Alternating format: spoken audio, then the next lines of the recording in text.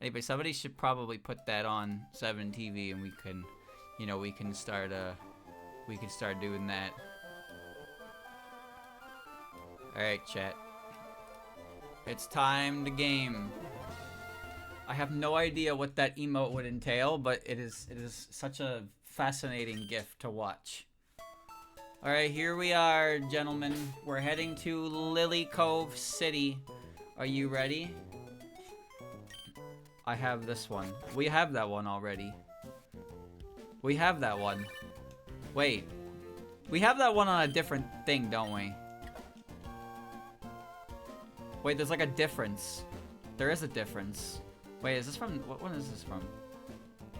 Oh, this is from Better Twitch TV. And then this one... Wait, that one's... Mine's better quality. Mine's better quality, but it's not as fast. Have you ever seen the original animation that that's a part of? I don't even remember what it was from. I think it was from Chargeman Ken. And there's just some dude running forward. And it really just, it's animated like that. It's crazy. And someone decided to color it like Pac-Man. And throw Pac-Man's face over it. Chat, have you ever seen The Proud Family? You know what The Proud Family is? There was a specific scene where Oscar, like, looks towards the camera and then runs towards it.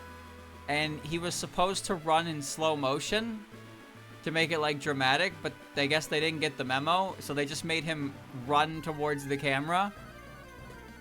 And he just, you can slap so many fucking, oh man. You can slap so many fucking, cartoon sound effects on that run. It's so good. Reboot. I didn't even know there was a Proud Family reboot. I used to watch The Proud Family on Family Channel.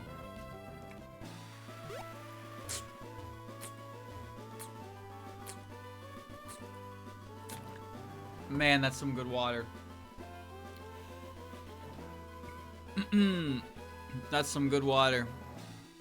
Speaking of remakes, chat, apparently it's confirmed that Bloober is working on a remake of Silent Hill 1. Which some of you might not be ecstatic to have that information. And I get it. But, I think that Silent Hill 2 remake was actually pretty good. And I was pretty satisfied with it personally. Silent Hill 1 is kind of a different beast. So we'll see how that goes. I don't remember what berries these are. Silent Hill 1 is a game that I think could use a remake. And I think the biggest thing that needs a touch-up is how to get the good ending. I think most people... I feel like most people, with the first time they played Silent Hill 1, they got the fucking ending 4. Which is just, it was all a dream and Harry died in a car crash. Spoiler, streamer, not really. Atakushi no daiji na Pokemon chotto minasai yo. If you want it, well, Blooper made another game recently. I don't remember what it was called, but that came out, and apparently it was mediocre, which falls in line with most of Blooper's stuff. Yoriko. We got it.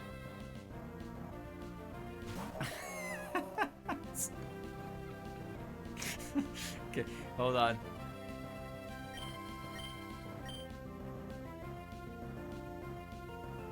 And I'm gonna roll out. 7TV is the worst site ever. Genuinely, this shit never loads.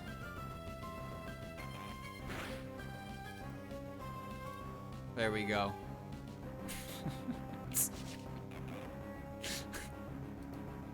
What does it even mean?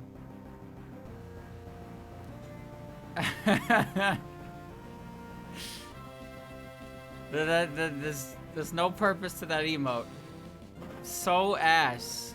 What's wrong with it, bro? What you got against Pac-Man? Sometimes it's just, I don't know, that's just how you feel. I guess, when would you post that? When would you post that? I don't know. Okay, so the rollout strategy actually worked. Getting binded. He's so tiny. Then open your eyes! You'd have to, like, zoom in on him, I guess. I don't know, I think it's fine. I think he's doing a good job. Habuneku.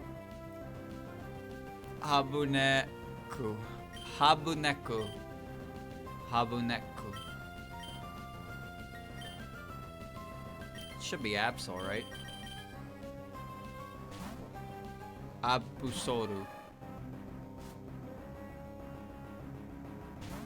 Oh, no. Wait. No, I was wrong. Habuneku is the snake. Well, that's a little awkward. That's alright. It worked if something goes horribly wrong. Well, that never happens on my stream. Himagadaku. Charbok. Charbok. It's alright, I can still win with this. He's just crunching me after all. It's okay, that doesn't lower the defense stat that's actually effective, calculates for crunch. Very strange. I gotta sneeze. Oh shit. Okay, I'm good. Oh. Oh, new move.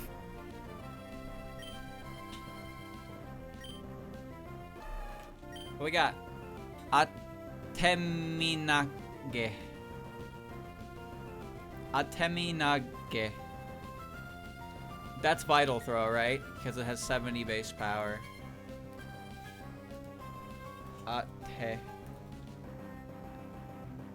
Atemi.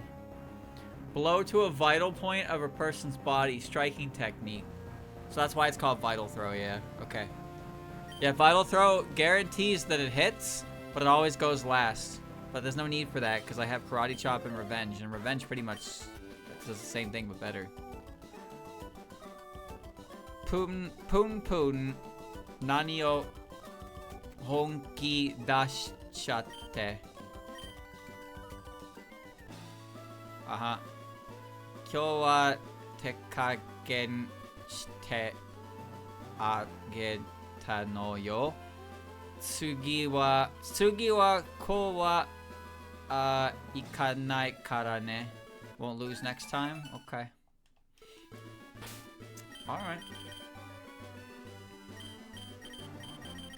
My whale guy. He's my whale guy. Yosh, ore tachi mo okuribi yama ni mukaute. Alright. What, I have to fight seriously? Cause I'm trying to win, bitch! I'm trying to win! There we go. The only reason I'm using Machop is because I have, I've run this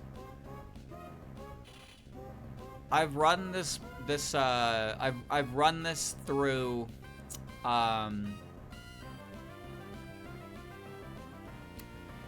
what's the word? I've run this through a randomizer to make it so trade evolutions are possible.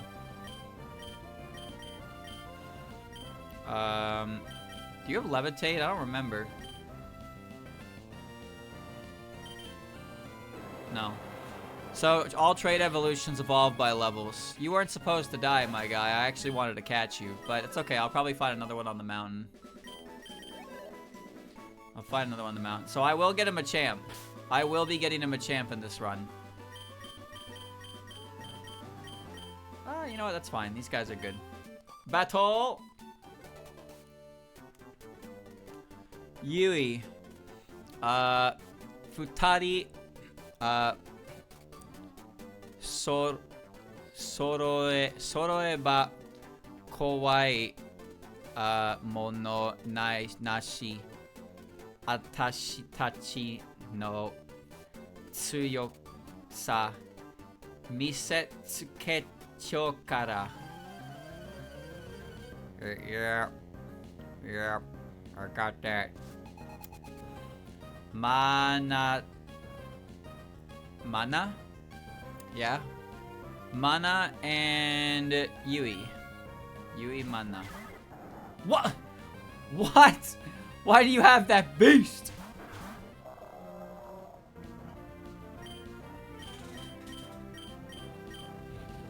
Oh, well, that was a fucking waste of a turn, wasn't it?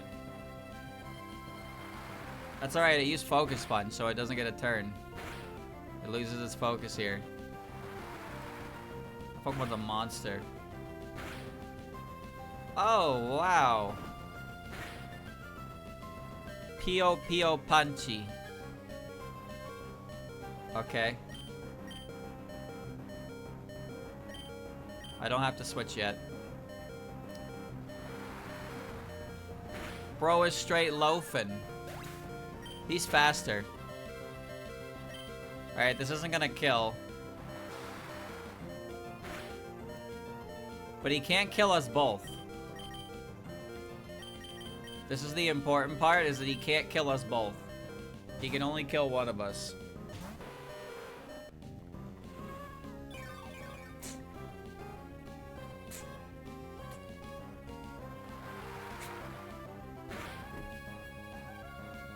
I forgot that was a move. Alright. Was that a crit? Slaking is not a weak Pokemon. If you've ever played Infinite Fusion, you're probably aware of the ultimate combination of fusing Slaking with Azumarill to get huge power on a Slaking's base attack stat. In other words, I too know how to open my mouth and breathe air.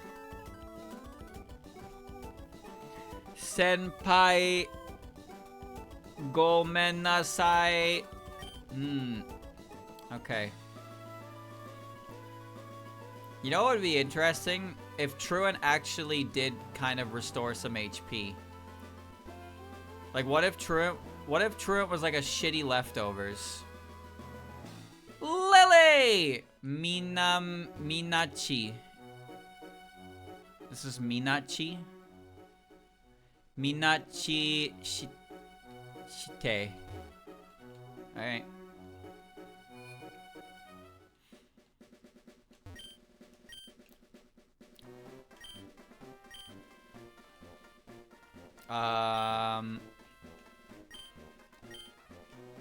I thought one of you bastards gave me,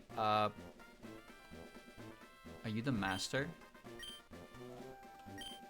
No, I thought one of you bastards gives me the Pokeblock case. Or is that Ruby and Sapphire? But here you just talk to the contest hall and get it. Yeah.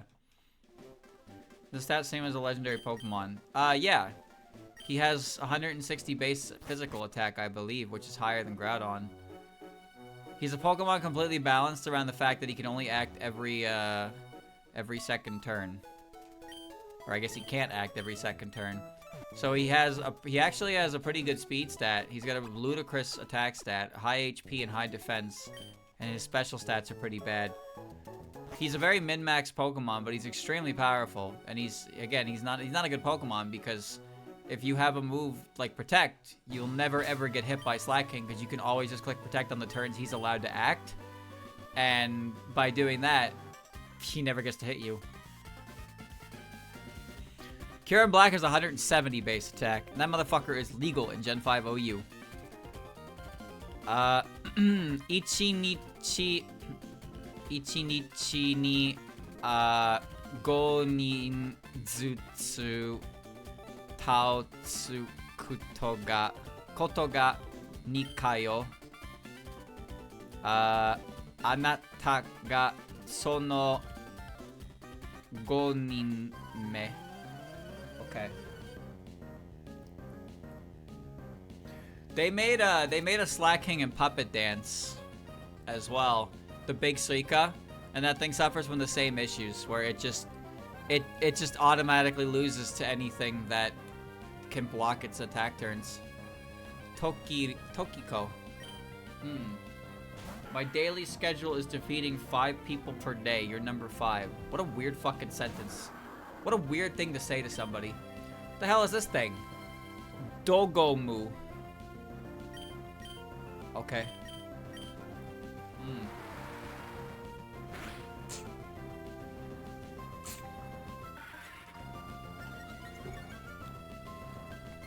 This is a Pokemon that suffers. Its existence is suffering. It's an important thing to remember about poor Loundred. Loundred's really weird because in this game, Loundred, you see its face, and it makes it look like it has a big head, but it's just because its mouth's open. But when Loundred closes its mouth, it's like round. It's really strange. He's kind of a small little bastard. Sawagu. Puppet Dance game should I start with? Well, Puppet Dance Performance is a standalone game. You're thinking of Puppet Play. Puppet Play are the ROM hacks. Puppet Dance is the standalone game made by Focus Lens. Ya Hidori wa. How awful. Yeah. He's kind of round. Kutsuchiku Toki Dawa Anata no Koto Watsuranai Dakara. You won't forget me? Pokenabi Kashikutasai. We won't forget me, register me. Don't forget about me. Oh shit. We'll go into a ghost mountain. If you're wondering why Numel has not received any EXP, the answer is because he has no further use in the game, and also because the last route was just full of water, so I couldn't actually use him for anything. Watashi no Pokemon wa Makesha... Make... Shirazu. Kondo Katara Tsuki wa... Kontesuto da. Contest. Okay. Anyway, to answer your question, hold on. Setsuo. To answer your question, Puppet Dance Performance is a good game, but it has some shortcomings that some people won't admit because they hate Game Freak, so they just pretend that Puppet Dance is a perfect game, even though it's not. But it is a good game. Puppet Dance has nice animations. It's got good music. It's pretty easy to understand, I think. It's got cool status conditions. And you can start with your favorite puppet. And a lot of the tedium Pokemon is kind of alleviated, which is very nice. So the problems with the game is that, like most Pokemon games, trainer battles are pretty much useless because there's an infinite EXP share on, so you can't turn it off. All puppets get EXP, so it gets to a point where the only thing that's actually of the... Oh, that's what that was.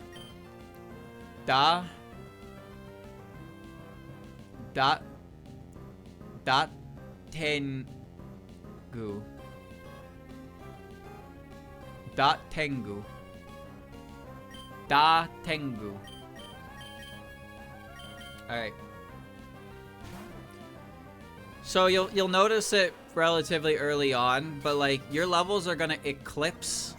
Your levels are gonna eclipse trainer Pokemon. It even takes a while for trainer Pokemon or trainer puppets to even use the stance changes. You can use them as early as level 30, but like the first thing in the game that uses them against you, I think, is Sakuya or Remilia. And then after that, you won't see too many of them as you climb Yokai Mountain. So if you're using them yourself, you're gonna curb stomp everything, and your levels are gonna be massively over them. But then as soon as you reach a boss fight, your levels are gonna be like fine. And then the majority of your loss is gonna come from the fact that A, you don't know type matchups, and B, your opponent is picking their move after you. So you can't really switch into a not very effective hit because your opponent, with the AI in that game, your opponent's gonna pick the move based on what you're doing. So if you switch to take a hit, well, they're just gonna hit you with their best move on what you're switching to. So you can't even really do that. So usually what happens is it's just a matter of you get type exploited, and you can't really type exploit them because they're gonna switch around and they're gonna hit whatever you're switching into. So it's not a fair battle, and a lot of the tougher fights in the game, full 6v6s, end up turning into stall tactics where you need to rely on something overly defensive to get through. Because you can't really brute force it because there's no strategy. The player's not allowed to play strategically against the AI in the sense that they have to switch around. But if you get one puppet that's a good wall on one defense and another puppet that's a good wall on another defense, you can just switch between them. That's what Christian did. Most of the post-game battles that I did with Christian were just swapping between Hina and swapping between Orange and letting Poison Chip damage everything. Because what were you going to do? Switch into your attackers? As soon as you switch into an attacker, they're going to get immediately targeted by a super effective hit because everything has coverage out the wazoo. So the only way to get a free switch in is to have something die, which is just counterintuitive to a 6v6. So you just bounce between your walls. But the thing is, as long as you're just playing the main story, I think you can have a good time. If you don't try to play all the extra content, you'll have a good time. But the main story, like none of the extended stuff, is a good time to play through. It's also just nice to see how they craft the environment. The music in the game is good as well. It's great. It's a good game. Ato doshita kuto.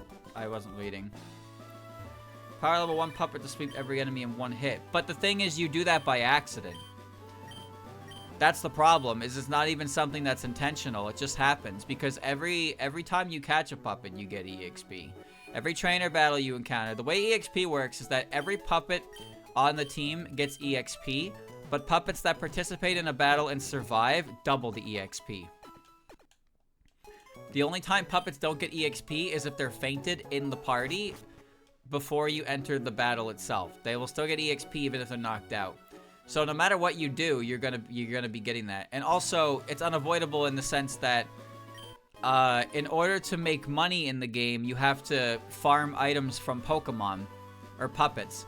Puppets drop items and you're supposed to sell items to make money. So you get levels and money at the same time, which is convenient in a lot of ways, but it also means you're going to be leveling things up by accident.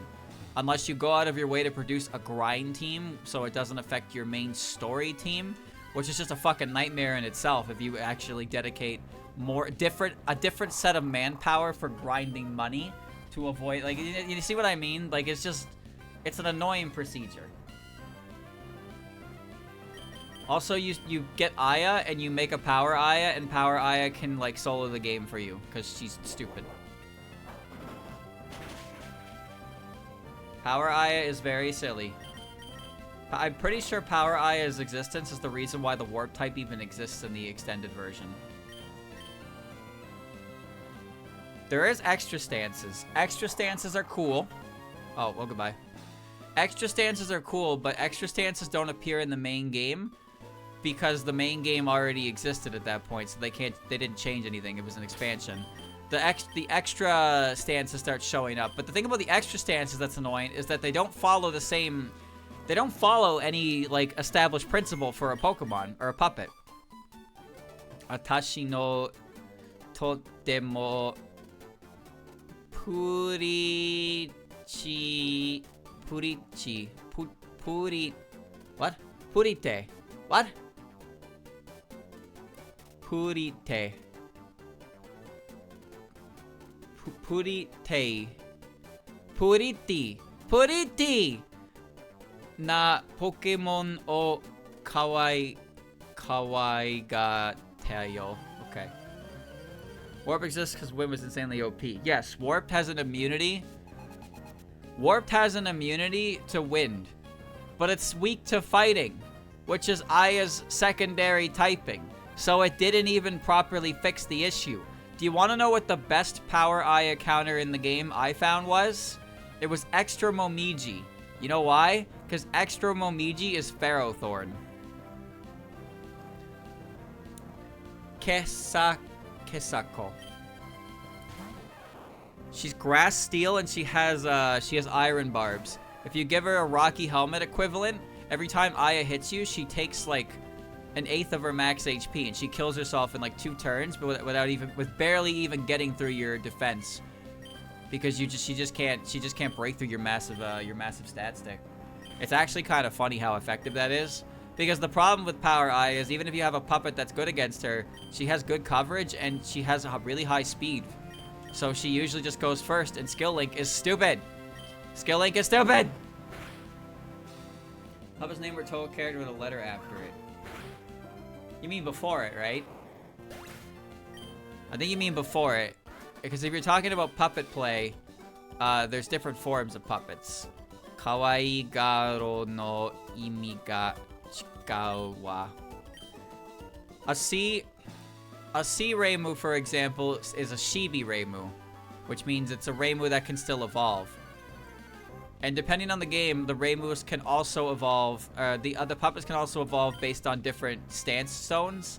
So if you have an A Reimu, it means it's a Reimu, it's an attack Reimu. I can't run from this. It's an attack Reimu. A D Reimu is a defense Reimu. H Reimu is a helper Reimu. S Reimu is a speed Reimu. And there's also like EXs. There's like EX forms as well, like E forms. Advent forms, AD. It's basically just an abbreviation of the form with the character. But the Chibi form is just to exist to indicate that it's the baby form of the puppet. As nice as the extended mod is, I wouldn't recommend a first playthrough it because of the boss fights. Well, the thing is, I'm pretty sure, from what I recall, the only mandatory boss fight that the extended mod added was having to go and fight Keiki, which isn't that bad of an area. She is a pretty tough fight, but everything else besides Keiki is not, like, it's extra. That's the only mandatory addition to it. But the thing is that the extra mod also adds all the puppets from 16, 17, 18, and those puppets are cool, and if you want to use some favorite characters from later games, I would recommend it. But Shard of Dreams on its own is a really good experience without the extended mod. But I think the extended mod helps more than it hurts. It's just that the post-game is ass, because the game's battle AI is annoying, and it turns endgame battles into more of a chore than anything. Sekai kakoku o Pokemon to issho ni mawate kina. Tsukoshi wa ude ni jishin ga arimashou. Arimasu yo. Okay. Kawaigaru, to dote on. Oh. Extended mod changes the boss fights and gives them more puppets and better movesets. Did it? I thought it just made new bosses. I don't remember them changing any existing boss fights. At least nothing felt that different to me in that regard. Who's this guy? Jien Turuman no Roboto. There you go. Thank you, Zay, for the resub. They had different puppets past log. Yeah, some of them did have different puppets, but I don't know if that counts as a full adjustment of the team, right? I think it's good. I think it's worth putting up with it for the fact that you can use some new puppets, personally. But I originally played the game as Shard of Dreams, and I thought Shard of Dreams was good. But the game still suffers from a couple issues that I listed. But the nice thing about these issues is that they're the kind of things that you don't really think about too much when you're playing the game. They're not too different from how Pokemon games can often end up feeling. And they only really start to exhibit a pain in the ass for you when you start playing post-game. So I do believe that despite the things I said as negatives, they're not very apparent for quite a while through the game, and the game itself is just mostly just fun to see the different characters. The art style and the art direction of the game is good. The puppets are good, they're cool, it's cool to see different moves, effects. It's a cool game. I do recommend it. It's just, it's not the best Pokemon game ever made.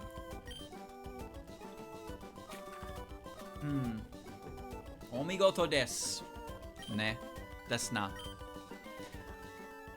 I'll stand by that. It's a great game. It is not the greatest Pokemon adjacent ever made. Anata no Udemae wa taishita mono da. Zehi kinen ni toroku. Oh, okay. Everybody knows the best Pokemon adjacent game to ever exist is Temtem.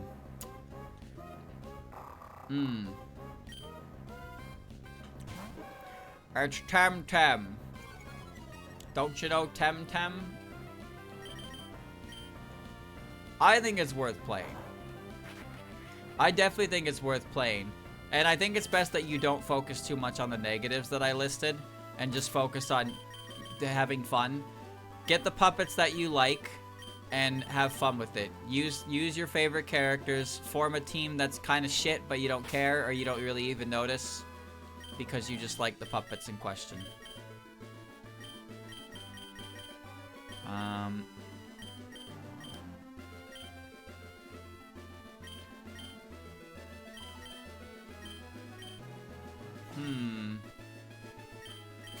I'll just use it to clear up the item spot. Yeah. I hate having a full pocket of shit. Temtem's still around? Maybe. What's it to you, huh?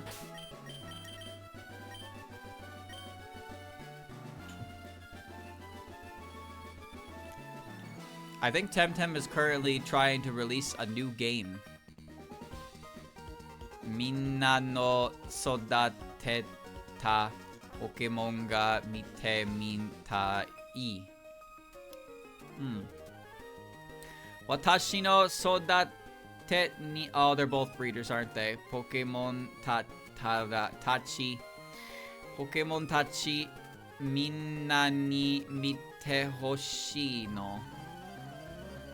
Uranium. I played Uranium.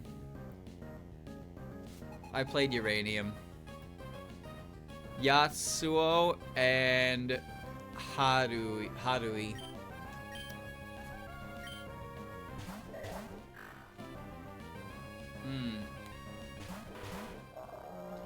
Oh, those are not high levels, my guy. It's time for you to perish. They're breeders, so I know how this goes. Yeah.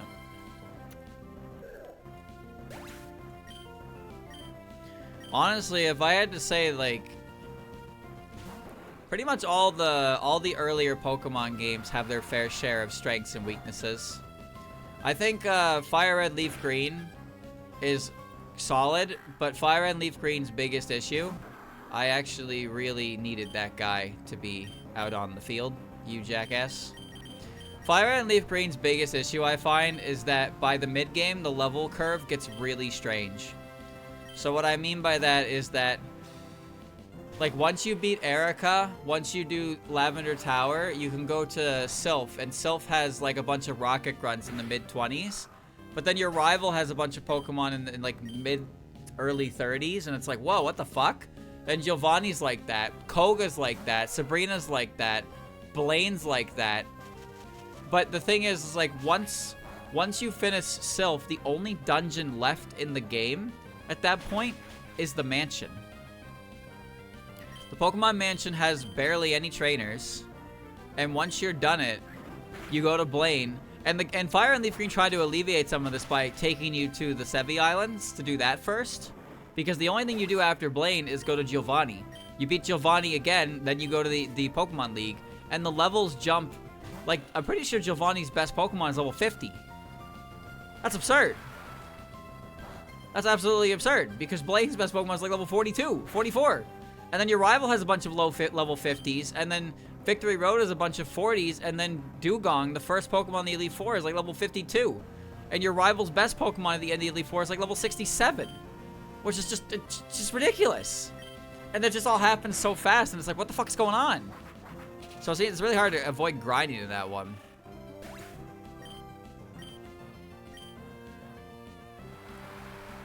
I like Gen 3. Gen 3 seems to be pretty good about its leveling curve.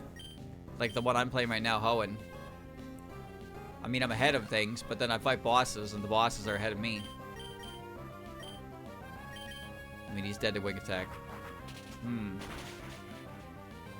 Gen 2's level scaling is atrocious because there's too much map freedom, so everything in the game past Ekritik is just the same level all around the place. Kingdra's level 40, and then the strongest fucking wild Pokemon you can fight is like a level 26 Graveler. And there's nothing stronger in the game to level up off of. That's it.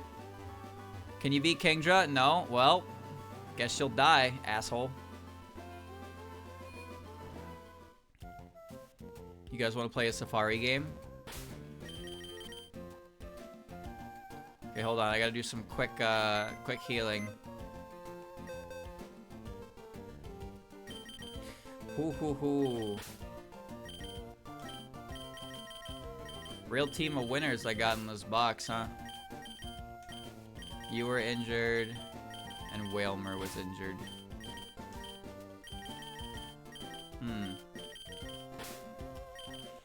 Heart Gold and Soul Silver didn't fix the leveling curve. It also didn't fix the atrocious lineup of Pokemon. It just gave them more moves. I don't like Heart Gold and Soul Silver as much as some people. Some people swear it's the best Pokemon experience you can get. I don't agree with that. I like Platinum a lot, though. I think Platinum is a great one. But everybody has their opinions. They're all shit, but we all have them. Sapuari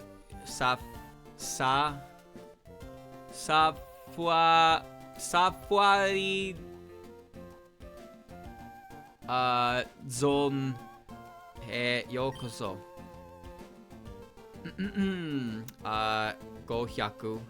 500円でポケモン捕まえ放題。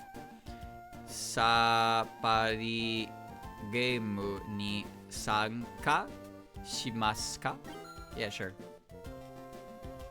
では、サパリボールどうぞ.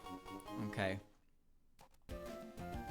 The problem I have with the selection in Heart Gold and Soul Silver is that the majority of it is Gen 1 Pokemon.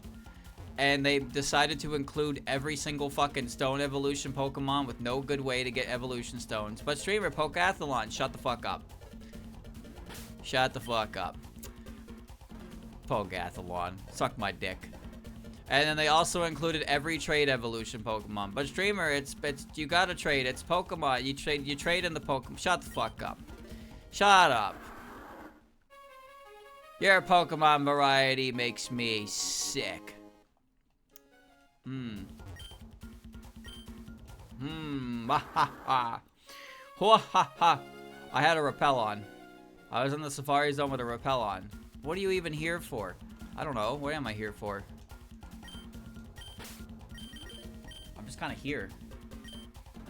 I need my bag. That's my Pokedex. Where's my bag? Alright. There it is. There we go. Is there a time machine in Gold and Silver? Yes, Bill works on it in Ekritik. It's how you trade with Gen 1. The time machine lets you trade with Gen 1, but you're not allowed to trade anything back to Gen 1 that isn't possible in Gen 1. But there are some things that are possible in Gen 1 that you can do in Gen 2. Like, that's how you give, you can give Alakazam all the elemental punches. Is like, is that. Because I don't believe Fire Punch, Thunder Punch, and Ice Punch. I don't believe they're TMs in Gen 1. But they're TMs in Goldenrod, and you can teach it to Alakazam. And Alakazam can still learn it in Gen 1, so it's fair game. So that's a way you can do that, I believe. I didn't mean to do that.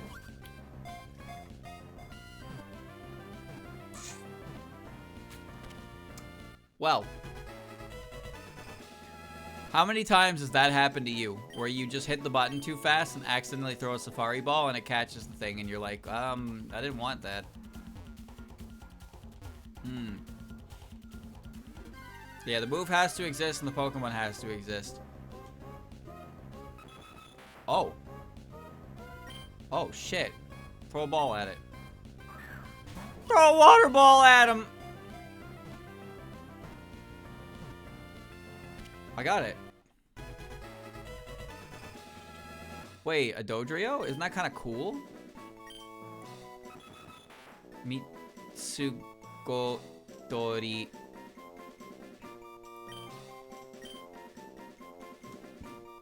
Should we use him? I guess we could, right? The Gen 3 Safari Zone game is step-based, right? I think so. You get waterfall on Pokemon other than Seeking in Gen 1 like that too, now that you really need to. No shit, really? That's, I didn't get to read what that move was, but I got it. I know that all Gen 1 Pokemon come with, they come with items when they trade up. Rhyhorn? That's cool. I caught a Dodrio, though. Rhydon's one of my favorite Pokemon, but it sucks. And it's going to suck because there's nothing left in the game to use it for. I need to get out of here. Pokemon Platinum cart, Japanese, is about 250 Canadian. Yep, that sounds about right. People don't sell that shit for cheap, dog.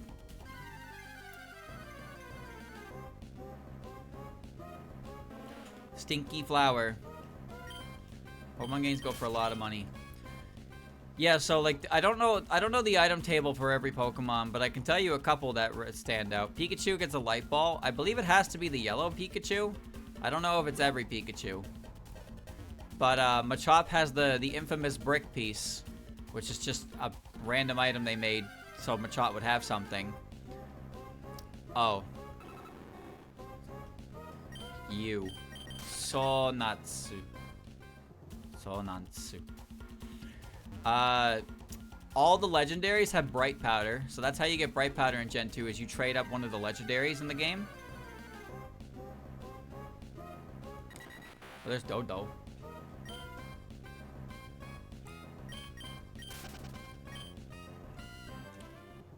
That's all I got. Girafarig. Kirin Niriki. Oh, it's a palindrome in Japanese too, huh? Okay.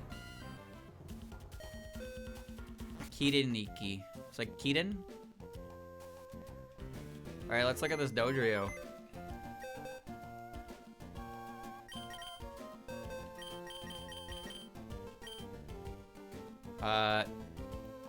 Shinbi no Shizuku.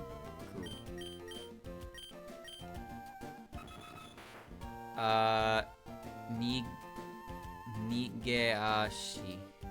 Sento kara nigeyasui. I don't know what that is. What do you know? Oyochi? It's pursuit. Fury attack.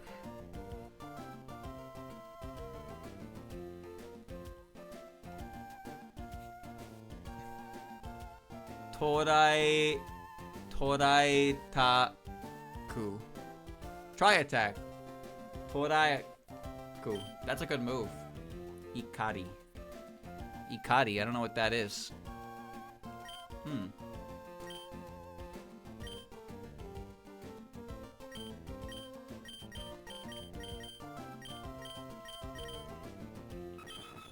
6971.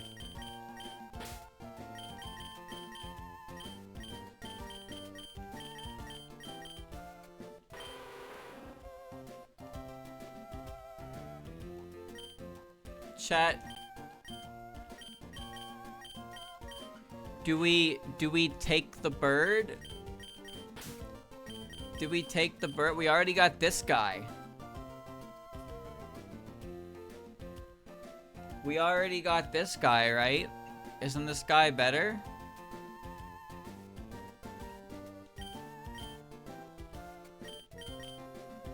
You're getting switched eventually. I like this guy. I think this guy's pretty swell. Is Dodrio better?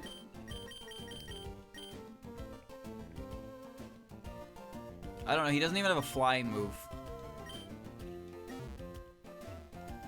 He doesn't even have a flying move. He's washed. Let's go to the mountain. Mighty Enna. Gurgle, gurgle. Oh.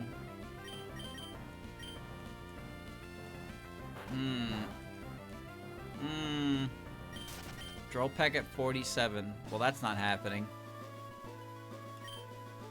Here we go. Now, Hoenmons are all slow. Ha ha ha ha. Ha ha ha. You should look at Gen 7's roster. I think Gen 7 has the highest concentration of slow assholes in the entire series. There's just a couple of them that are like really fast for no reason. And then all of the other ones are just like pieces of shit that can't move. There's very few Gen 7 Pokemon that actually are relevant. That aren't Tapus. That aren't Tapus or an Ultra Beast.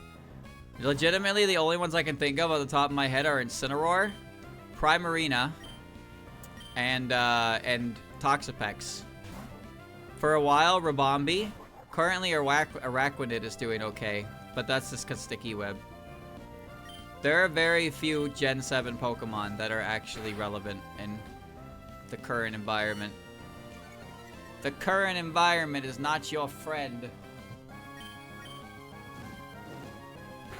So, cool thing about this Pokemon right here. His name is Kuro Kagebozu.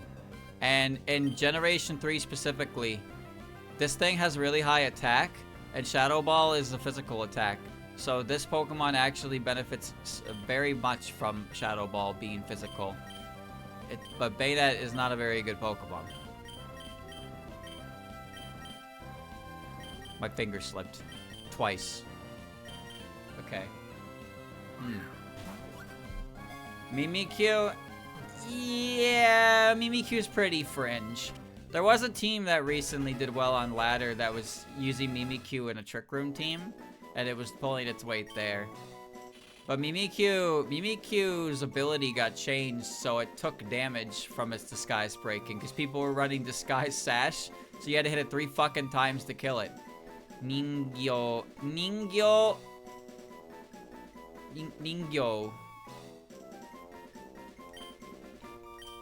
Alright, I think I'm gonna add this guy to the team. What do you say, boys? You wanna add this guy to the team? I think I'll go do that right now. Who's leaving? The Numel. Numel doesn't have any more good matchups. The next gym's Psychic type. Then it's Water type, and the Elite Four is Dark, Ghost, Ice, Dragon, and then Water again. So unfortunately, Numel Fire Ground does not have any like necessity on this team. A Grass type would be great. Another Grass type would actually be great to add to the team, but I don't know if you noticed, but Gen 3's Grass types leave a lot to be desired. Unless you started with one. But even then. What about Ludicolo, streamer? I don't have a Water Stone. And I just don't. Ludicolo is a pretty good one because he's also water himself. So he's even more resistant to their tricks. Water Grass is such an obnoxious fucking typing though.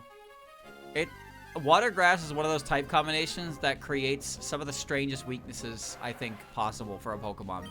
Ludicolo is weak to Flying, Bug, and Poison. You really can't run from this guy, huh? Great. Grass is not a good defensive typing, but somehow it ends up being a really good type combination with a few different... What? I can't run because I'm constricted, you asshole. It ends up being a good combination with certain types. Ferrothorn, for example, Grass Steel has 2 weaknesses.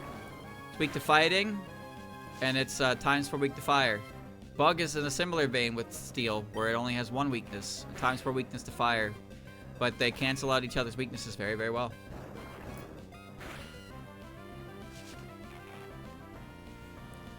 One of the strongest type combinations in the game is Normal Ghost. For a while, it was Dark Ghost, because Dark Ghost didn't have any weaknesses until Fairy types. But the 2 Dark Ghost types in the game, Spiritomb and Sableye, were lacking, to say the least. They were a bit lacking. They tried their best. But no, there's only one normal ghost, and that's the Zoroark. Hisuian Zoroark is normal ghost, and the reason why normal ghost is such a strong type combination is because it grants immunity to 2 weaknesses. The ghost type grants immunity to normal and fighting, which is normal's weakness, and the normal type grants immunity to ghost, which is ghost weakness. So the only weakness that a normal ghost type has is dark types. So they only have 1 weakness. So it's really cool. And it's a good thing that that type combination is on a frail Pokemon, because that's a pretty obnoxious, thing to deal with. Alright, welcome to the team. Once I solve this. You know what, though? Donmeru, he did great. He did a good job. He did. So what's this guy do? This guy does, Ianaoto, which is Spite, I believe. Actually, I don't know what that is. That's actually Screech. Naito Hedo. Is that Nightshade? Noroi, which is Curse. And Urami, which is Spite. Okay. So this thing cannot attack fucking at all. Alright. Spiritomb was more of a novelty Pokemon, I think. And look at that guy. Is he a good Pokemon? The answer is probably no. Does he learn Shadow Ball leveling up? Oh my god. Does he learn Shadow Ball leveling up? I don't even know when he evolves into a Bayonet. I don't particularly care either, I suppose. I'm switching to Raiboto so I can get out of these fucking fights sooner. Send me away, boys! Send me away! I could get a Huntail or a Gorobus, but I don't want one. Alright, climb the mountain.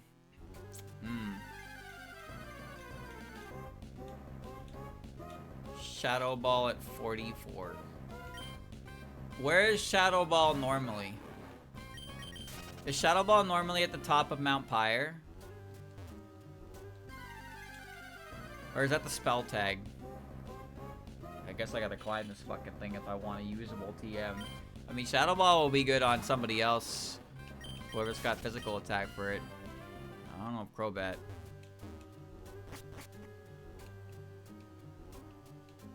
You wanna battle? Let's battle! Alright, let's do it. Battle time, baby! Alright. Anyway, what the hell was I saying? Right, I was talking about Gen 7 Pokemon viability. Not high. Omae mo Pokemon sagashi ni kita no ka? Ato kara kita kuse ni namae kita. Mikake nu. Mikake nu? Mikake nu. What? Kao ne. Nani mo okinai. Uchi ni kairinai nasai.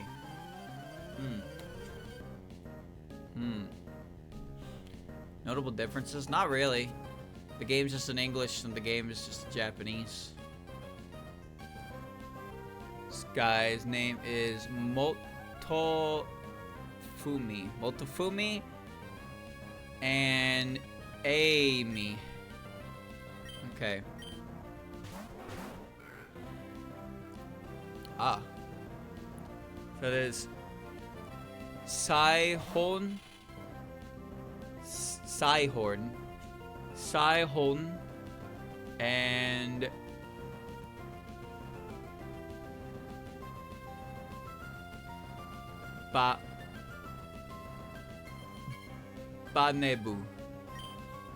Banebu. Hit it with a surf. And hit it with a Naito Shadow. Sai is Rhino. Oh. Really? Psyhorn. That did so little damage to the Spoink. It's actually kind of sad.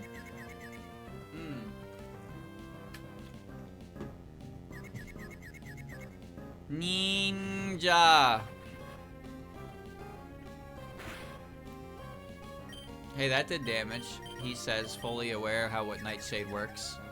Magiku Koto. Koto. You're dead. You're dead, you bouncy bitch. You're dead. Fue! Yurushite kudasai. Moon? Tekowai no ne. Man, the Hex Maniac certainly did get her glow up in the later generations, didn't she? She went from, what is that, to milk. It's like magic. Or a different art director. One of the two.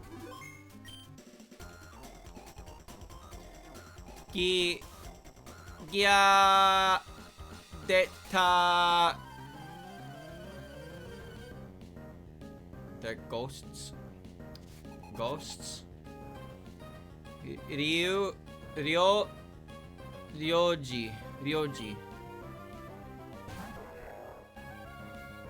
Hariteyama. I don't even think you can hit me, my guy. I'm just gonna click Nightshade.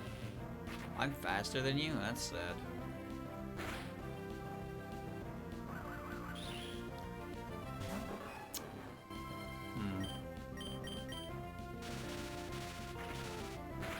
Why the fuck can you learn Whirlwind anyway? Oh, great.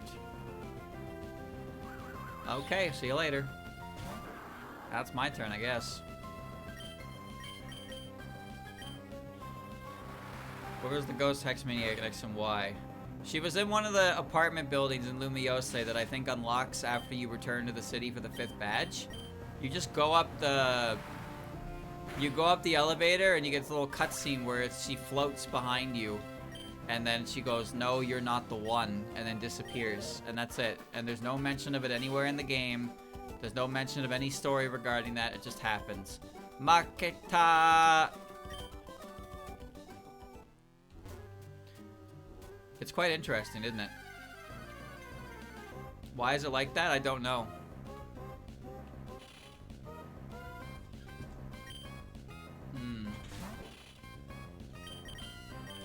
Can't rum. They also created a new trainer class called the Fairy Tale Girl, who is kind of frightening. Who's this guy? Teru. Kimoda meshi tsuronda boku no kakkoi tokoro mare mireba kanojo moto horeura kara ne. He says he has to play it cool because he's in front of his girlfriend, right? He's like this. This place is spooky, but he's gotta play it cool because he's with his girlfriend. Soda kimi o taoshite kakkoi tokoro mise chao. He can look cool here if he beats me. All right. Nice forehead. Rabu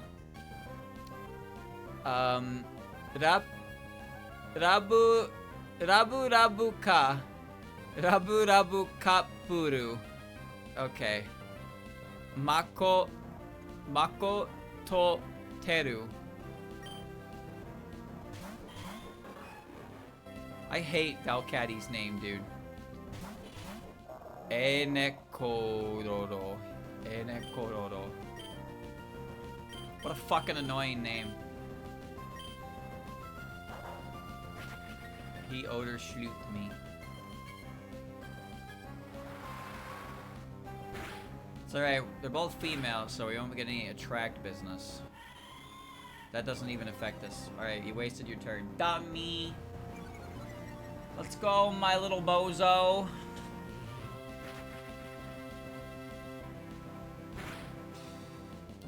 Ho, ho, ho. Lightshade doesn't affect the Delcatty. How am I faster than that one? He'll probably live on one. Yeah, that's what I thought. He must have clicked Roar. He clicked Roar. He had to have clicked Roar. That's why. Yeah, he did. Clicked Roar. That's why he went last.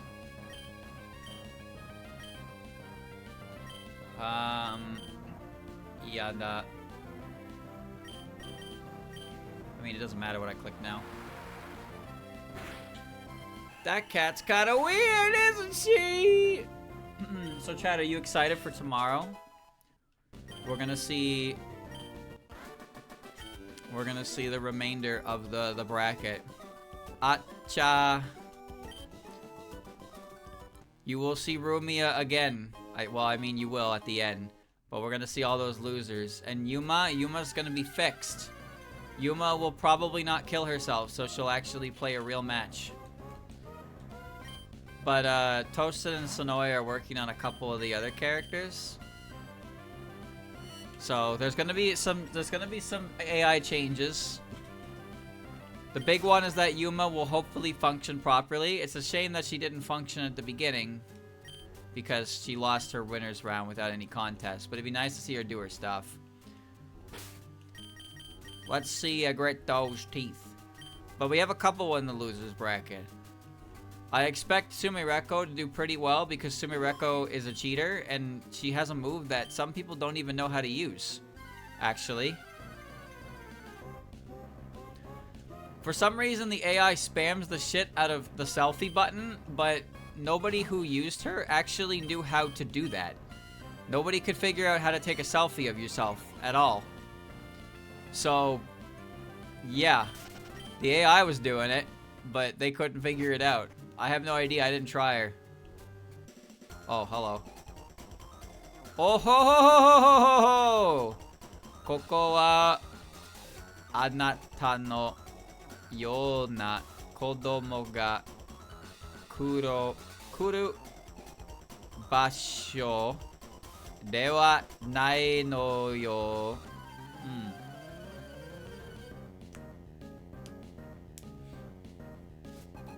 Espa. Orie. Sonasu. Well, this is interesting. Because I can do this. And now I can just watch, because it can't hit me. Ow. Mire koto. So, yeah, I guess now I just click Spite. So if it clicks Destiny Bond, I can just make it burn through its PP. Well, I mean, I won't. Yeah, see? Michizun Tsude. So if he clicks that, I can make him burn all his PP for it. So he has 4 left. That just took 3 of them, so he has 1 left. And that's it. So now he has no more Destiny Bonds, he can't cheese me. I cannot fucking believe this Shuppet just completely hard beat the shit out of this Wobbuffet. Yep, there's no PP left, so I can't use it. It uses Safeguard, now it's dead to its curse, and its Destiny Bond is not afflicted. You're alive, you have odd HP. You have an odd number HP. That's why you're alive, because everything in this fucking game rounds down.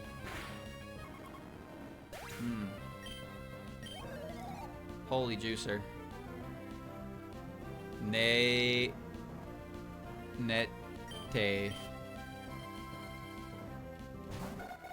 Not te, right, this thing. I'm a swap. Selfie is just down smash. You didn't even try to down smash? Really? That's crazy. That's crazy you never thought to down smash. You know what? To be fair, her F smash and her up smash were fucking silly big. So why would you ever do the down smash when the F smash is like you rub a whole fucking pole on them?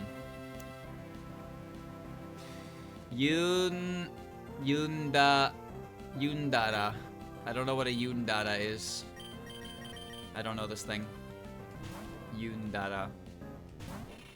Pole has a spike hitbox. Dude, everything should have a spike hitbox. Let's be real. Spike hitboxes are fun. Everything should have them.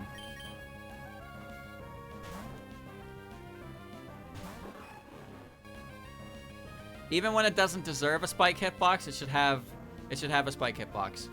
Rumia's uppy has a spike hitbox like under her when she goes up, and it's really fucking hard to hit, but it has it. Rumia's down air is a terrible spike. Rumia's down air is pretty bad in general. Actually, I think it's genuinely a bad move. It's 2 frames. It's active for 2 fucking frames, and there's no follow-up potential from it at all. Literally no follow-up potential at all. There are so many other characters you can play where they get a downer on the ground and they pops them up into all kinds of shit, but not her. Not her. No. You don't get anything for that one. You pressed that button by accident, my guy. That's okay, because she presses down smash and she does a big steppy. Atsari Maketawa. I'm putting my foot down. Big steppy. You should use your item streamer. Maybe.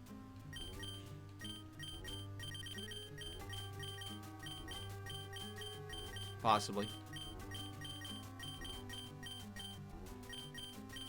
What's it to you? Okay. I actually haven't played too many of the characters.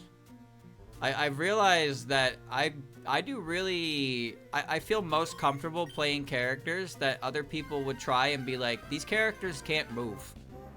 For some reason, I feel right at home with characters like that. Like, wow, this character barely gets to play the game. Oh, that sounds great. Sign me the fuck up. Let me play that character. Well, this is troublesome. It's funny because you play Rumia for 3 hours and you're like, wow, I can double jump and barely get anywhere. And then meanwhile, I press any button with Sakuya and she's halfway across the stage without me having any intention of it. And I was just like,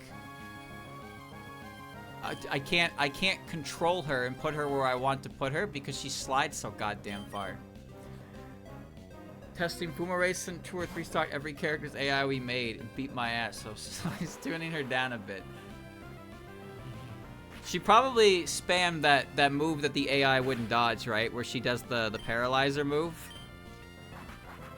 I mean, to be fair, Rumia presses Warlock Punch and then everybody just stands in front of it and gets hit. That's the only reason Rumia was winning, because people were just allowing themselves to get hit by the Warlock Punch. And trust me, the Warlock Punch is not as easy to hit as the AI made it look. It is possible to hit it. I have accomplished that. But the AI literally just presses it, and the other AI will stand in front of it. And they'll also jump in front of it as the recovery option, because they're foolish. Reigen Aratakana Yama no Chikara de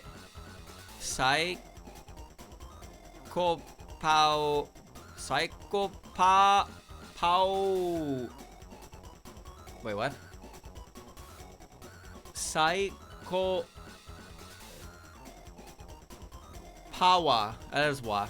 Psycho Power no Appu shite watashi ni kodomo no omae ga katteru nai. This place enhances my psychic powers. You think you can win, kid? Okay. Nata wa naze koko e? I find it interesting. I find it interesting because there are a lot of characters, a lot of the workshop characters, they move around so goddamn much.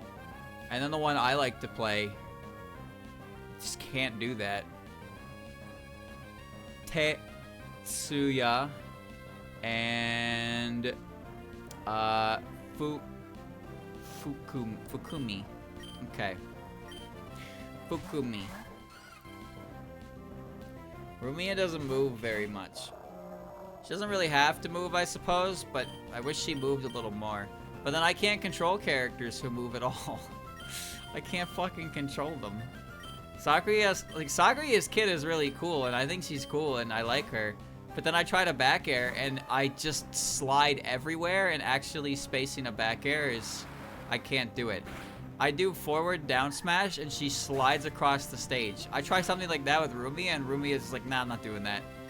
That's foolish. I would never do something that's stupid. And it's like, alright, Rumiya, don't do that. That's fine.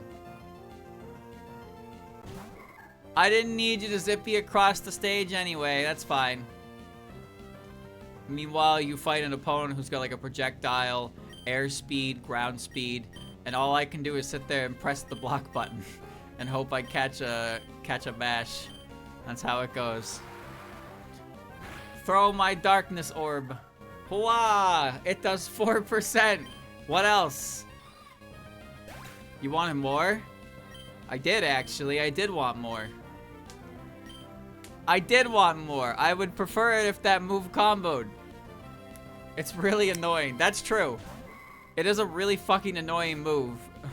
But it only does 4%, and I don't actually get a true follow-up for it. That's the funny part about it. It's not a bad move. I'm definitely not saying it's a bad move. But it really is just... You spit on your opponent and do 4%, and they get really annoyed if you hit too many of them in a row, which causes them to play in a way that works to Rumiya's advantage. So that's basically what the Dark Ball is. The Dark Ball is a way to piss off your opponent to a point where they start doing reckless decisions to hit you because they're really mad at you. And then you punish the reckless decision. But it's a good move. It's actually a good move to hit people who are recovering because it's a move that it sends you straight up on no DI. But with DI, obviously DI is very influential in the game. So when you're recovering, you're holding towards the stage. So if you get sniped by the ball, you end up DIing in, and you come further into the stage. And depending on where I hit you with the ball, I actually do get a follow-up, which usually results in the football kick, which kills you at 80, which is a very funny move. Appu, appu. Sugoi wa anata wa tsuteki na torena san ne. I wish Rumiya had at least one of her aerials a little different. I really wish her down air was different, alright? Her down air it's neat. There's a novelty to her down air, but it's not good. I would rather she just, like, do the Dr. Mario, where she T-poses. She just stomps and T-poses. I wish she just did that. That would be so much easier to use. Use the bitter stuff. Heal yourself, but it's bitter. I looked at Rumiya's hitboxes. Trust me, they're quite modest given the effect that they look at. Her smash attacks are really not as spammy as you'd like them to be. Her down smash is okay. It's fast. It's quick. It only covers, like, the ground around her. It's very low to the ground. It doesn't really hit anyone in the air.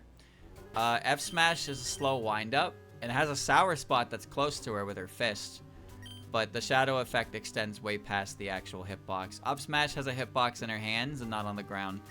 Which is really cool, by the way, because it means you can only hit an up smash on somebody who's on a platform or in the air.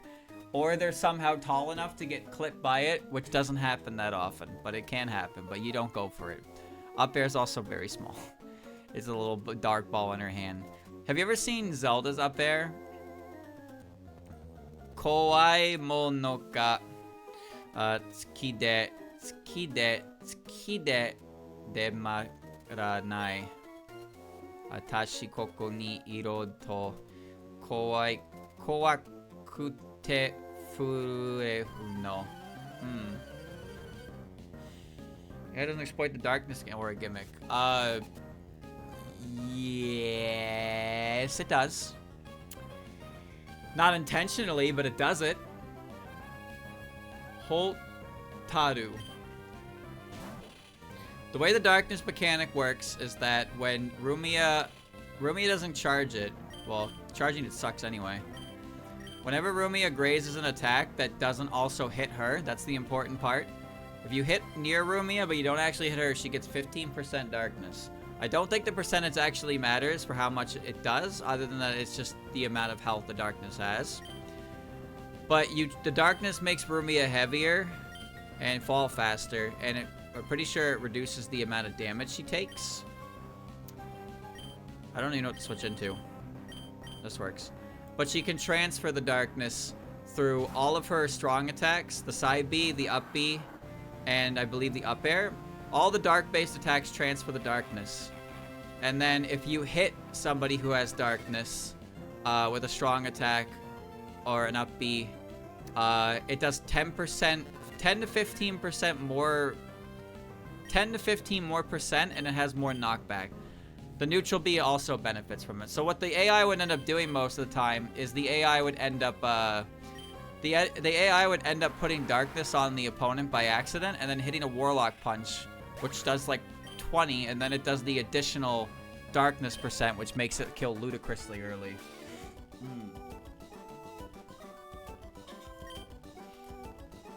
So it kind of just worked out in her favor. Makero na kiai. Rumiya's kit is weird.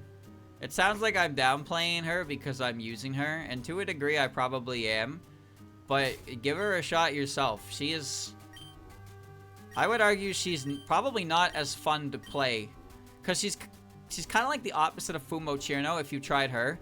I can't handle Fumo Chirno. I cannot handle her. She's Pichu. Oshisho-sama. Oshisho-sama. Ima no watashi no chitsuryuku. Mite ete kudasai. Fumo Chirno is really, like, she's really small, she's really light, her hitboxes are tiny, and she plays like Pichu, and I can't handle Pichu, so I can't use her. I don't like using her. Tetsu Hisa. I can't say for sure whether or not she's bad. But I can say that I can't use her at all. And I feel like Rumiya is the opposite end of that spectrum, where instead of being very fast and agile and light, she's clunky and heavy, and like, why is she Ganondorf exactly? Funo Chirno's F smash is like smaller than her. It's wacky. But no, like, Rumiya is just genuinely just she's heavy and clunky and kind of weird. But if you hit a move with her, sometimes your opponent just dies. But the thing is, that's kind of how the game works for every character. Or good DI on a Rumiya move can still kill you relatively early, but bad DI on a Rumiya move will kill you at like 50. But then bad DI on every other character's move also kills you at 50 anyway, so it doesn't even matter. The forward air kills pretty convincingly at very early percents, though. I will say that. Even with good DI, the forward air can kill you at like 100. So that is a very strong fucking move. The trade-off is that it only hits directly in front of her. So, and she doesn't have good airspeed, so it's hard to actually hit it. It's hard to follow up with it. There are ways to follow up with it, but it's DI dependent. Oshisho-sama sumimasen. Like, if you DI in on an F tilt, that's a guaranteed follow-up, and I can get it. Up tilt kind of as well. It's just it's pretty much just a DI dependent. But the thing that happens is that you don't want to be off stage, so you hold in, and then holding in at low percents means that I can keep just F tilting, which looks really funny because she just keeps backhanding. Rumia basically just keeps backhanding because you don't want to go off stage, so you DI in and then you just get smacked again. And eventually you take like 30% to F tilt. And it's like, it's not BM. I'm not doing it as BM, I'm doing it because it combos into itself on bad DI and I'm taking what I can get. You just gotta hold out. You have to understand that DI is 2 steps. Koko ni iru to nani ka no chikara ga haite kuro no. Kimi mae go na no ka. Ore ga kita kara ni wa anshita. DI works in 2 steps. The first step of DI is affecting your angle of influence. And then the second step is affecting your drift. Honka. Honka and Yoshikyo.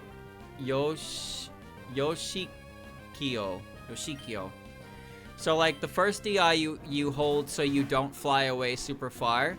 And the second DI you hold so you get away from your opponent's combo.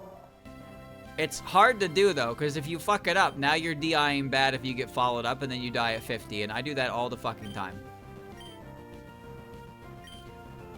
I do that all the goddamn time. Alright, we have a bit of a problem here. Well, I'm not really scared of the Wobbuffet, so I'll just single out the Sableye. Sometimes it's just better to hold out to a degree. But in my case, I don't like holding out because I don't like being off stage. Being off stage with Rumia feels really bad because either I press neutral B, which is pretty easy to hit, or I press up B, which needs to be pretty much right along the wall. Because if it's not along the wall, it doesn't really work. This works, okay.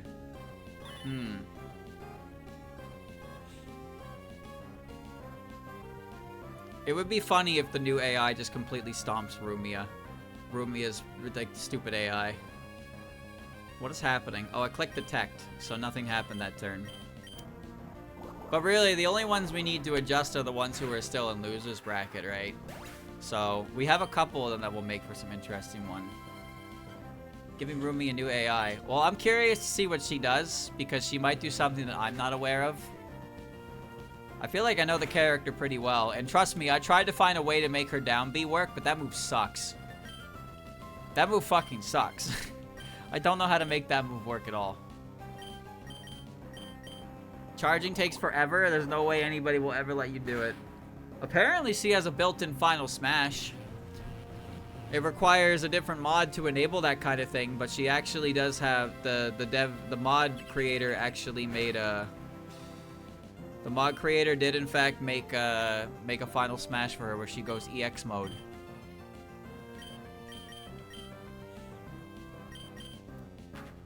Okay. This thing is...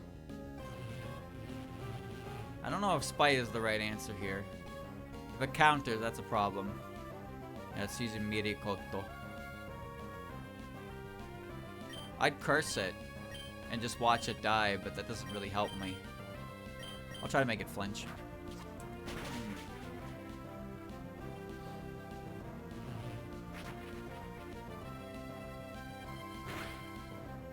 Uh-oh.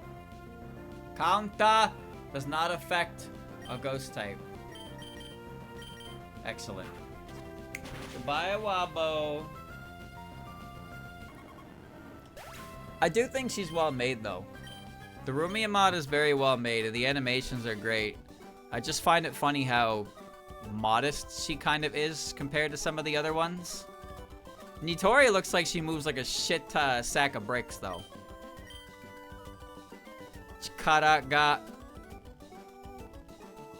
nuketeku. Maigo ja nakata ka? Chobu ni wa maketa kedo watashi konna koto ga dekiru no. Anata no pokinabi ni itsai te o furenakute mo kiei. I didn't actually like play her, but I just seeing the way Nitori moves, I can kind of tell that Nitori moves like a sack of bricks. She's like a walking fortress. She has a lot of shit she can throw, and she has a lot of really strong and slow attacks. But man, that bitch can't move. She is struggling. She's got so much shit in her backpack. I don't need that. Yeah, that's how I felt. It's like, I'll try Sakuya, and then as soon as I pressed forward with Sakuya, I cleared more distance in a single dash than Rumiya does in a double jump. And then I dash attacked. And that was annoying because her dash attack stops so early compared to Rumiya's, and it bothered the shit out of me because it just felt like all my momentum would disappear. It's like, well, great. I guess that's the extent of that, isn't it? I have no idea what this is, but I'm just gonna use it to get it out of my... I have 3 of them? No, that's a different one. Get out of my backpack.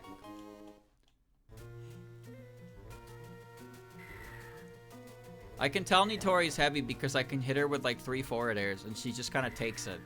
She doesn't take it well because it pushes her so far off, so far away, but she does take it. She's a goofy character. She seems really obnoxious to fight though, because it seems like the whole plan, her whole plan of attack is to throw things at you and try not to move very much. And that's my favorite type of character to fight. The ones who actively don't engage in the battle. I play fighting games to run away from my opponent. Fuck you. I play fighting games to hit you.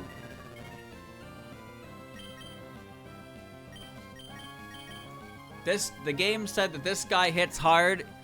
That's great, sign me up. But he moves slow. He's exploitable recovery, bad disadvantage, not really that great advantage neutral. But he hits hard, right? Yes, he hits hard. Then sign me up. Give me the Ganondorf for the game. I'll play Ganondorf. I like Ganondorf. Ganondorf's fun. Ganondorf's all fun and games until you get gimped at 50 and you're like, man, this character is a chore. But then you kill somebody at 50 and they're like, man, your character's bullshit. It's very funny. Nobody actually says that Ganondorf is bullshit.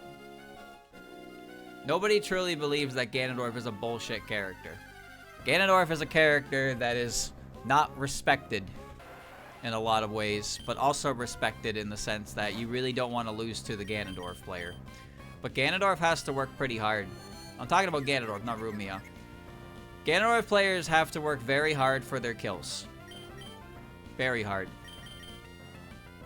But if they get, like, they don't really have combos is the thing.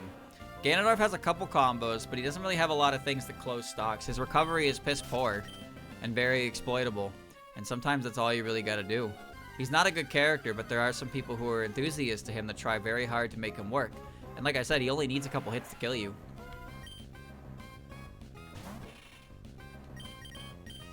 Ganondorf only needs a couple hits to kill you. He's never gonna hit you with a Warlock Punch. He's never gonna hit you with an up tilt. But he can hit you with smash attacks, which are very strong. And really, sometimes that's just how Ganondorf works, is you get a couple good hits, and then you try to finish up your string with a big juicy hit that will fucking kill them, because that's just how it works. Ganondorf is so prone to that. You'll watch a Ganondorf player dash back and forth, do some like nairs in place.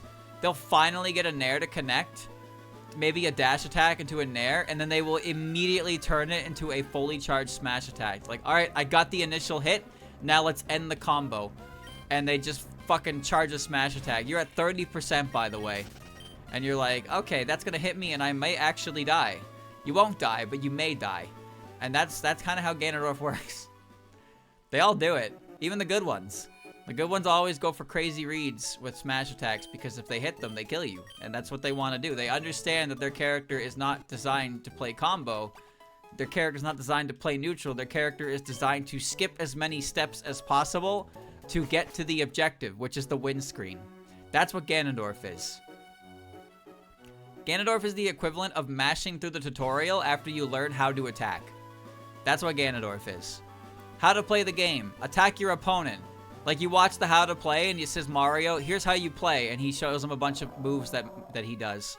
And then Ganondorf players get that far in the how to play and they're like, I got it. I've seen enough. I now know how to play the game. And that's how they play Ganondorf. They play Ganondorf like the only way to get to the win screen is just to attack. So they attack. Now, obviously, they're smarter than that. Ganondorf players are actually a pretty up there in terms of intelligent play because they realize their characters' weaknesses and they play around them. There's a lot of people who play good characters and don't really understand how to make them work because they have so many options and they just kind of feel like they can do things for free that they don't think things through. Ganondorf can't do things for free, so he has to think about what he's doing. The few moves that he has that are considered free to use in neutral are still risky in their own ways. But good characters have all kinds of shit that they're allowed to do, which is a pain in the ass.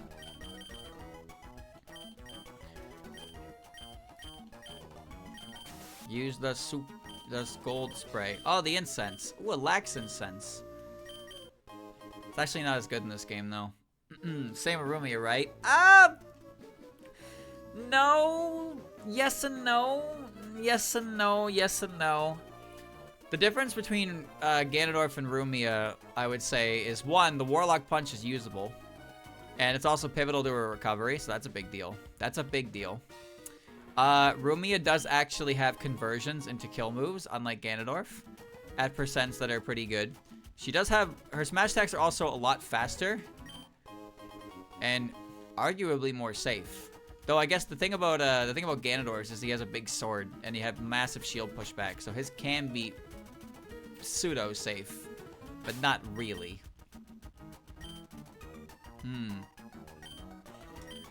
All right, let's battle. Let's battle some lads. The main parallel between Ganondorf and Rumia is the fact that Rumia hits really hard, Ganondorf hits hard. Rumia does not have good ground speed and has bad air speed. That's another thing. Ganondorf has better aerials, though. Oh, zannen da tana moskoshi hayaku koko ni kureba yo wa choroi Magmadan to no shobu de tsunda hazu na no ni imagoro hita okage de tsuyoi ore tachi ga aita daze. Rumia's fair. That's the thing, right? Like, Rumia's fair is her best aerial. Her nair is not very good. It's a hitbox that is not very strong.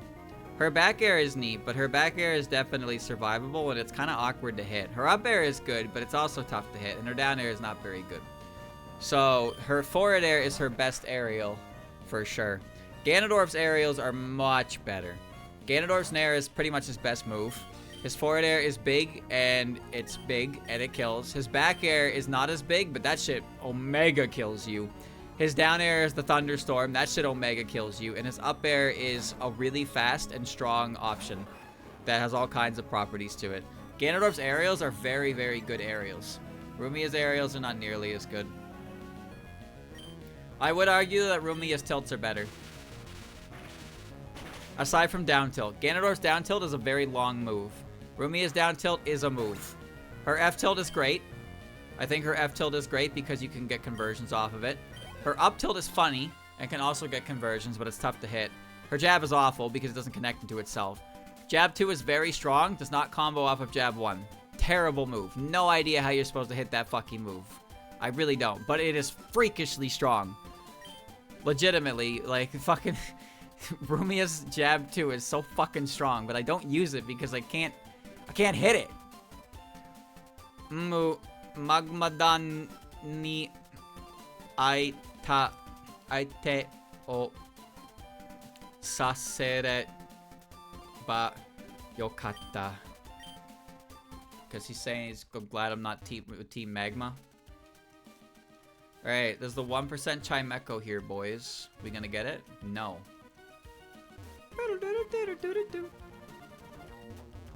Listen to that environmental cry. I'm looking for the Hyper Bull. Kitosen. Doesn't this count as grave robbing? Ah, maybe. Don't think too hard about it. Kuso! Magmadan no Rencho ni Saki o Kosare te Shimatta ga. Ore tachi da te makecha inai ze. Okay. Ganondorf players are fun. They're fun to watch because you know that they're capable of winning, but you know they're very unlikely to win. And in a game like Smash Brothers, specifically, there's a lot of characters that are good that people do get sick of watching. So when you see a character who's not regarded as very good playing, you tend to have a little more of like, you have a stronger desire to see them win. And the lower on the tier list you go, the more exciting it is that a person is playing that character. But what you're not the guy, so the weird thing is that when you're playing in tournament, there's like this phenomenon where you actually don't want to play against the people who play weird characters because they don't care about winning. They just care about making you look like a dumbass. Omae ni Gete ita magmadan ga modote kita no kato omotanda yo. Like, let me paint you a picture. Let's say that you're a professional Smash Brothers player, right? You go to your locals, you do well at your locals, you compete at a semi-regional level, and you can play the game, you know what you're doing. You play a character who's good. You fight against players who use characters that are good, so you know how to fight. You know how to fight good characters, right? Common high tiers, maybe a couple mid tiers from players who aren't that great. But most of the experience you're going to be getting when you're competing is against the good characters because they're the good characters, right? But then you play in a tournament, a big tournament, and you got this guy you've never heard of, and he's playing a bottom 15 character.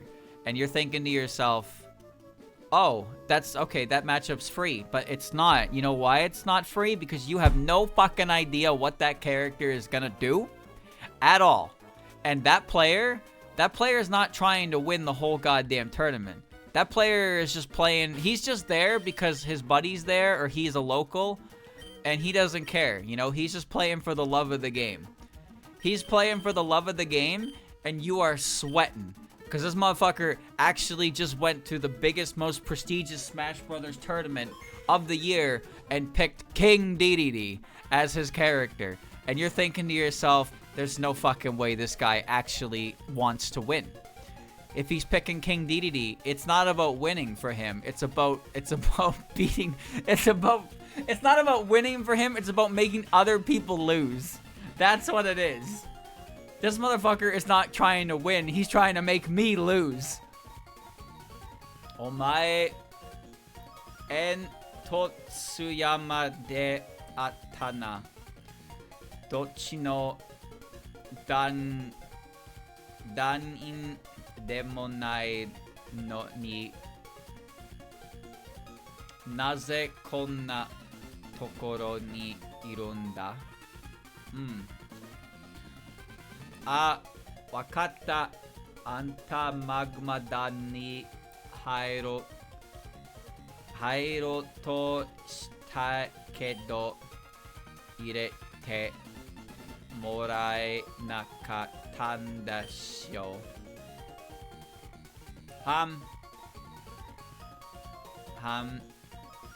Uchi wa aquadan ni dete irete yanna nayo.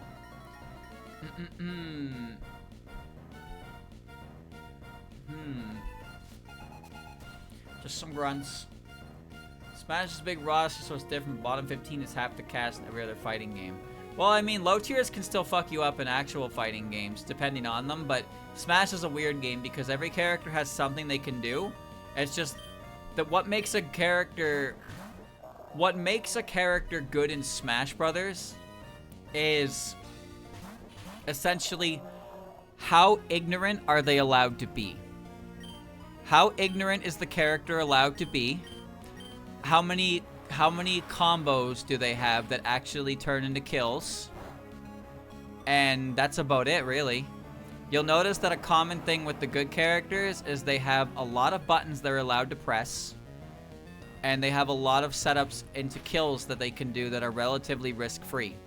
The characters that are bad are the ones who have big, swingy, laggy hitboxes and rely on stray hits for getting kills. If you can grab somebody and throw them and get a kill from that, that's really strong. If you can get, like, if you can fish for safe aerials to convert into kill moves, that's really strong. If you can Minecraft Steve, that's really strong. So you see what you see the commonality here is the characters that are good are ones who they have a lot of very risk-free options that lead into, it's basically the high risk or high reward, low risk. Bad characters in Smash have high risk, high reward, but good characters have low risk and high reward. So it's like, why play a bad character in that? Why play a bad character, right? Why play a bad character when you can play a good character who gets the same benefits from their from hitting their low risk that a character with high risk does, right? Difference in privilege is that Ganondorf has to kill you from stray hits, but Kazuya gets to kill you from stray hits. That's a good way to say it, actually. That is correct.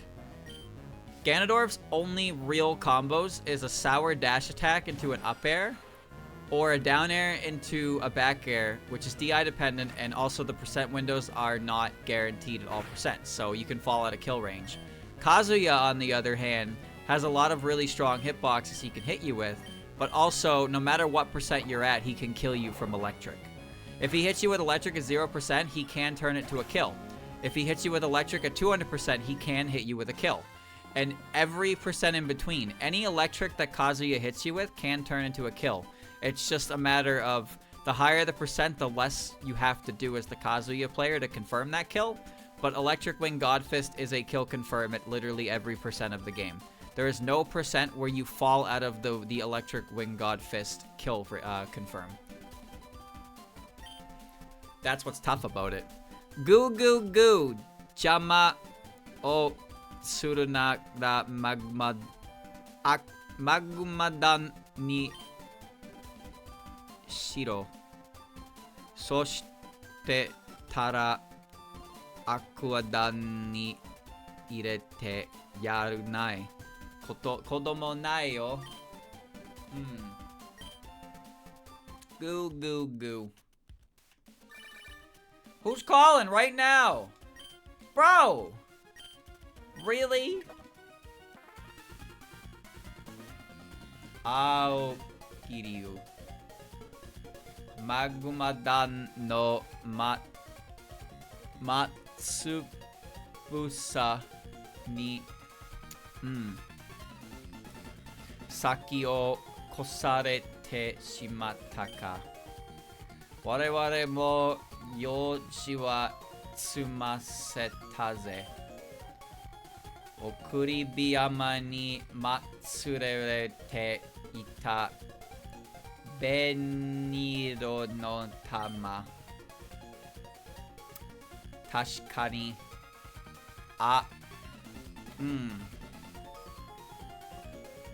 Aogiri ga itaraki. Kore de wareware no mokutaki mo wataseru to iomo no da. Sa a, koko wa Hiki o geru zo.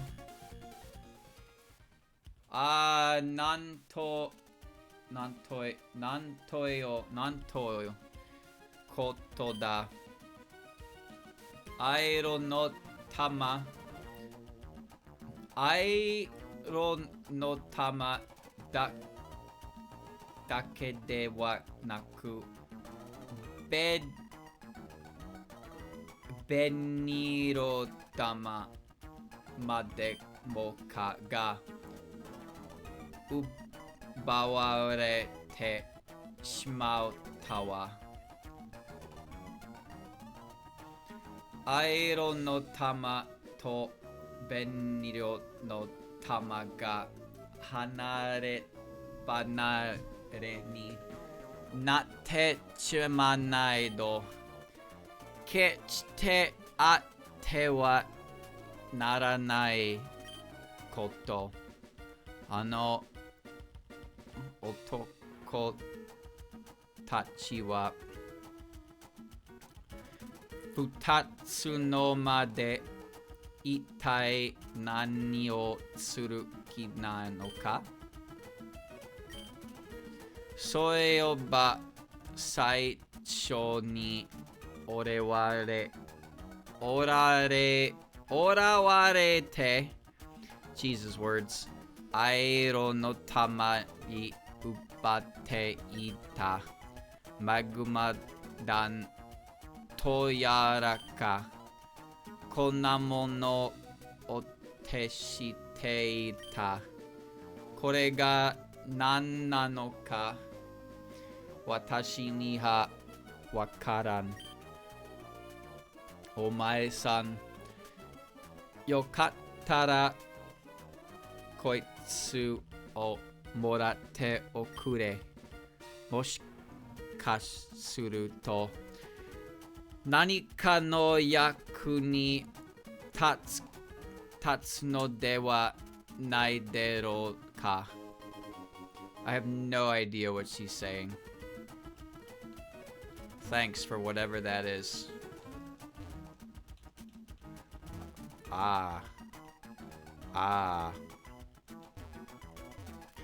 Can you fly off of Mount Pyre? I don't think you can.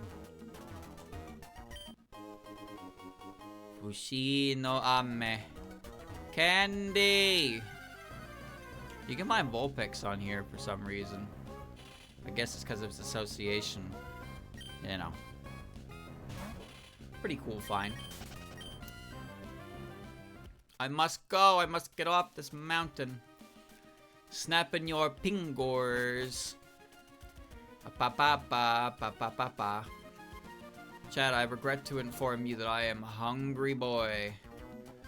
So I want to go eat food. That's Vulpix. This thing's name is Rokun. Rokun.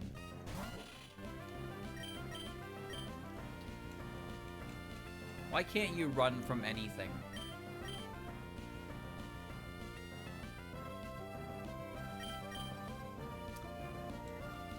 Brother. You're so bad at this whole running thing. Alright. Be on your way. Be on your way. Shoppy. Shoppy. Here's my plan, Chad. I'm gonna get myself some food. I'm gonna watch some Yu-Gi-Oh! While I eat.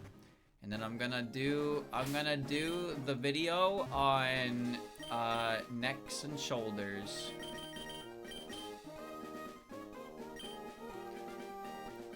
That's my plan. Good plan, right? I thought so too. I would have done it earlier today, but I was busy. But I want to eat first. Trying to focus on an empty stomach makes you want to die. Yeah. No.